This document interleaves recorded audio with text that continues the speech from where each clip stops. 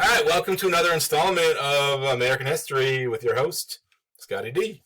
I'd like to look in the second video in Chapter 2. It's going to be able to answer questions 5 through 8 on your guided reading. Let's take a look at some of those questions right now. So you're going to be able to answer these questions. What changes help to allow Jamestown to thrive? Because eventually they do thrive. We left off last time talking about their troubles. Anything from just nobody wanted to really take on the hard work. Everybody wanted to kind of lead, to frequent skirmishes with Native Americans. Although, hint, this is going to come back again.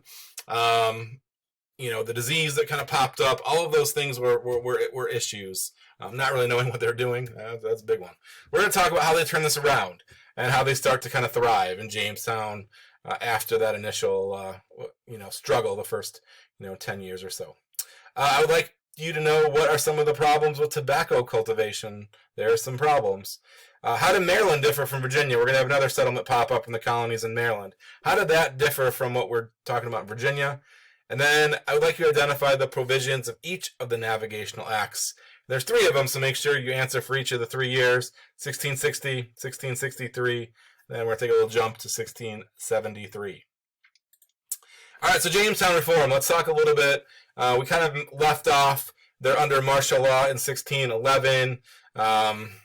They're divided into groups and kind of made to work. So distinct leadership pops up. This kind of goes on till about 1618.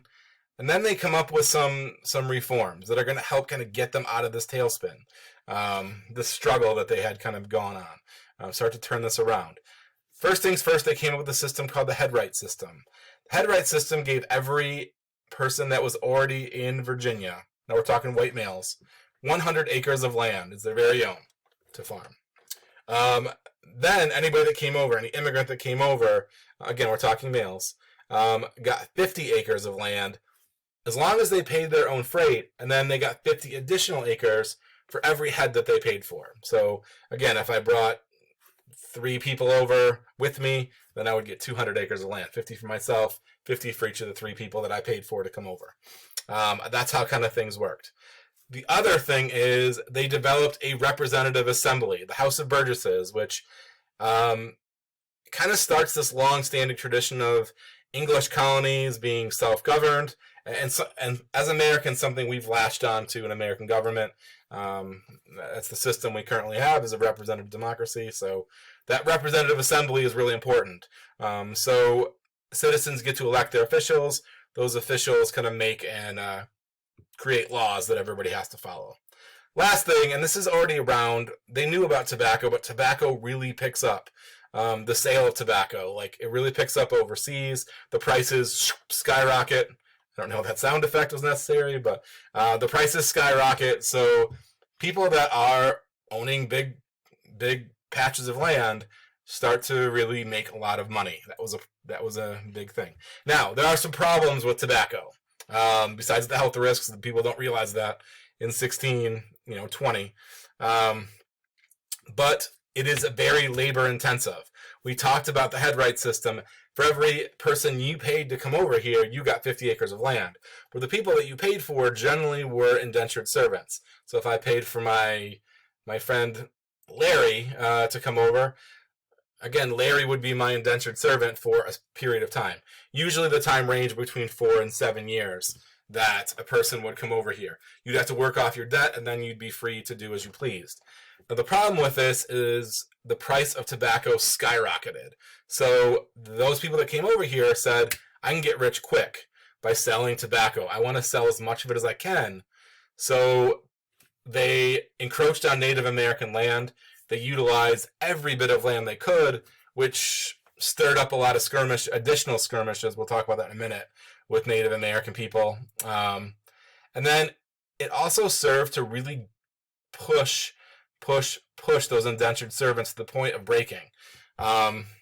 Indentured servants saw a pretty high degree of fatality. About 40% of indentured servants never made it out of servitude because they were malnourished. Remember, those owners of land are trying to get rich quick, so they look at those indentured servants as investments, and they'd like to get as much work out of them as possible. So they pushed them really, really hard.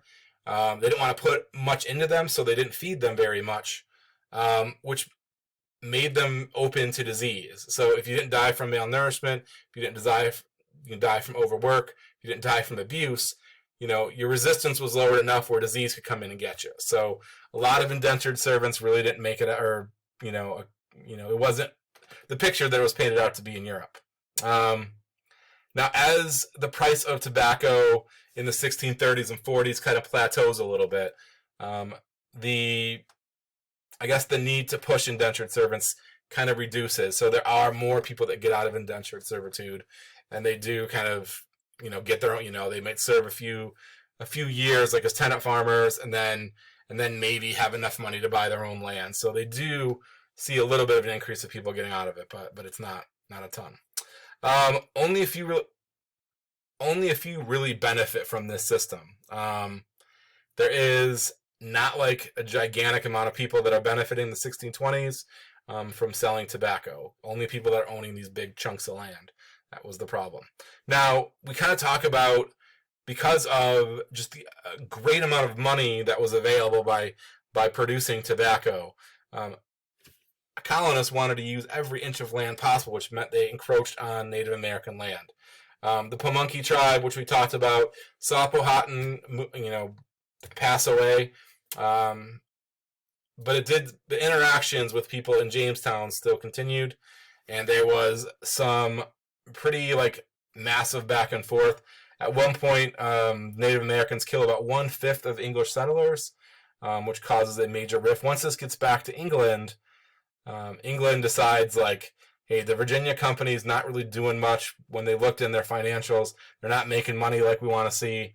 English takes over and starts to rule it as a royal colony, which they'll do for the remainder of the time. This is problematic to the people in the colonies in one respect, but didn't really change much in another. The English put in a English royal governor to kind of oversee what's going on in the colonies. However, that self-rule is still there. The assembly is still kind of there, still present. So colonists are still making their own kind of laws and rules that they're following, and enforcing those rules. So it's still kind of present. Now, Maryland also pops up as another colony, another issue. There's a little difference between Virginia and Maryland. Instead of coming over as a joint stock company like in Virginia, Maryland is what's called a proprietary colony. The King of England just gives his good friends, the Calverts, this huge stretch of land, like 100 million acres or something like that, of land, basically that they can govern. So the Calverts, who are Catholic, decide that this is going to be a haven for Catholics. This is a point of contention amongst, between Virginians. So this is kind of a difference, this religious freedom that's given in Maryland.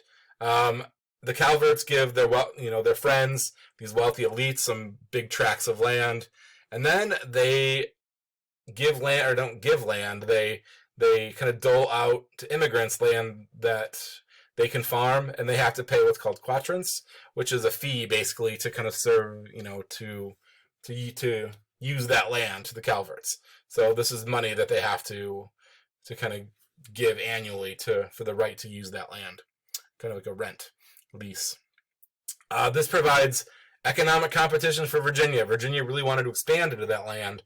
Now that the king gave it to somebody else, that limits their expansions. It also provides competition. Instead of only people from Jamestown are selling tobacco, now all of a sudden we've got farmers from Maryland that are competing for those dollars as well.